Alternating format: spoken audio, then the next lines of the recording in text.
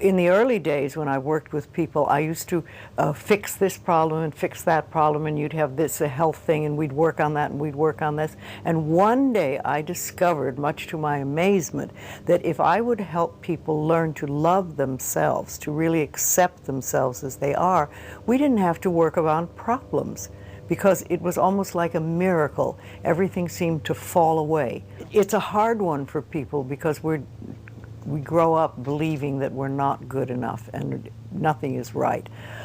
I remember lots of times I would ask people, well, what is really wrong with you? What have you done that is so terrible that you're not acceptable to yourself?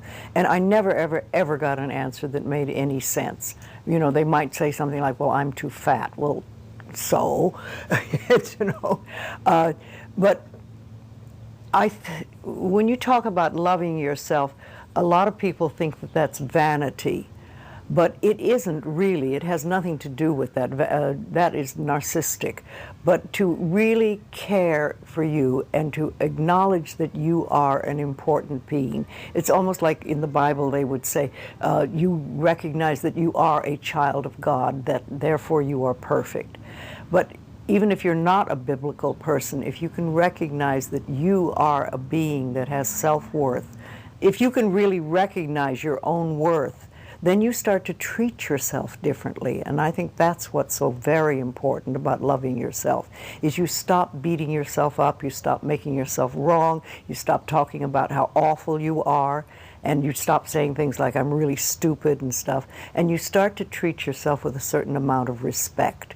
And this makes an enormous difference, because what you give out in life is what comes back to you. So if you're giving out a feeling of, I'm okay, I'm good enough as I am, and I am acceptable, and I love life, and I love me, and you start having gratitude for yourself and for life, then life treats you differently, because you are having a different vibration that you're giving out and getting back. And that's when things really start to flow. Now, a lot of people don't realize it, but you have to practice. You just have to start it. And that's why I try to get people to do a lot of mirror work. If you look in the mirror, just simple things like looking in the mirror in your own eyes and say, I love you. I really, really love you. And it helps if you use your name, Louise, I love you. I really love you. It gets to that little child inside that has been rejected for so long, and it breaks open sort of a dam or a door or whatever you want to call it, and it's like little miracles start to happen. Lots of little good things happen, and the universe loves grateful people.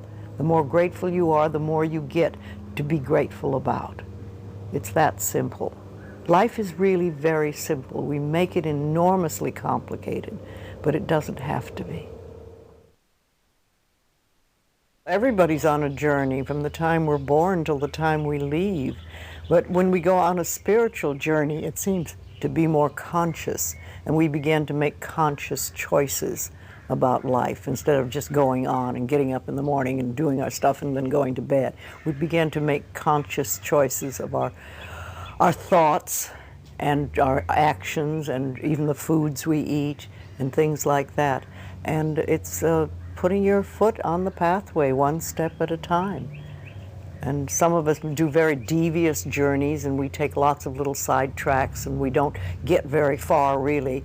And some of us just are very conscientious about it and go one step after another and go closer to our pathway, which is really to me, I think enlightenment is letting go of all the things we believe that are not benefiting us in life, or that are barriers to our life, to the good things in life, and to release them one by one and just think, I don't have to believe that anymore, or do I want to believe that anymore? And making a conscious choice.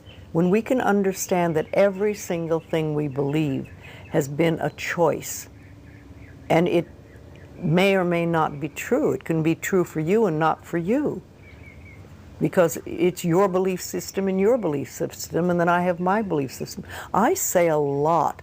That may be true for you, it's not true for me. I may not say that out loud, but people are doing things or saying things, and I think that to myself a lot. And also, it has nothing to do with me. Whatever's going, that has nothing to do with me, because I'm under the law of my own consciousness. This is my pathway, and you have your pathway, you have yours, everybody does. So we're all on a journey, and I think the more conscientious we are about it and the more conscious choices we make, the better our journey is, or the easier, or the swifter, or we get more goodies, or we have better health, all that stuff. Yes, it's a lifetime journey, and we never stop learning. I'm 80 and I'm still learning. Though the lessons are easier now than they used to be. We need to learn that. We're always doing the best we can with the understanding and awareness and knowledge we have at that moment. I am willing to change.